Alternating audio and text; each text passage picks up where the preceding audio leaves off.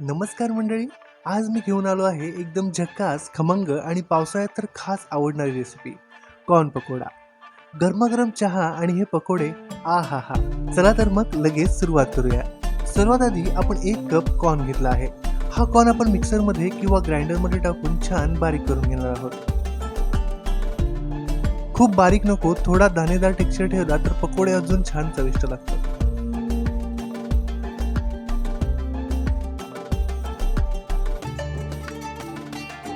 Grind केलेला corn आपण एका मोठ्या बाउलमध्ये काढून घेऊ.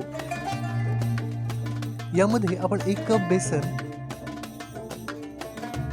त्याचबरोबर 1 चमचा आलं लसूण आणि हिरवी मिरचीची पेस्ट, 1 चमचा लाल तिखट,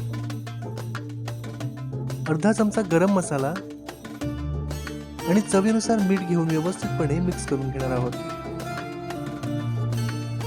हवं असल्यास आपण यामध्ये थोडंसं पाणी घालू शकतो, पण लक्षात असू द्या मिश्रण थोडं घट्टच असू द्या.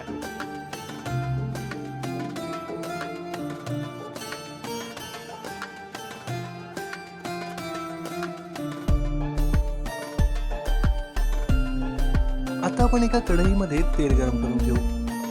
आता या गरम तेलात आपण छोटे छोटे गोळे टाकून पकोडे तळायला सुरुवात करूया. मध्यम आचेवर तळा म्हणजे पकोडे आतूनही छान शिजतील.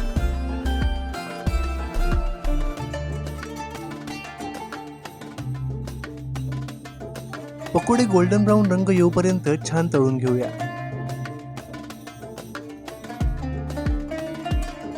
बस, तर आपले गरमागरम आणि कुरकुरीत कॉर्न पकोडे तयार आहेत. यावर थोडासा चाट मसाला शिंपडलं तर अजून झकास लागतात. सोबत हिरवी मिरची आणि टोमॅटो केचप आणि झालं मज्जा दुप्पट. तर हा होता झटपट तयार होणारा कॉर्न पकोडा. पावसाळ्यात किंवा कधीही स्नॅकची इच्छा झाली तर नक्की करून बघा. व्हिडिओ आवडला तर व्हिडिओला लाईक करा, चॅनलला सबस्क्राईब करा आणि तुमच्या मित्रमैत्रिणींसोबत शेअर करा. भेटूया पुढच्या रेसिपीत.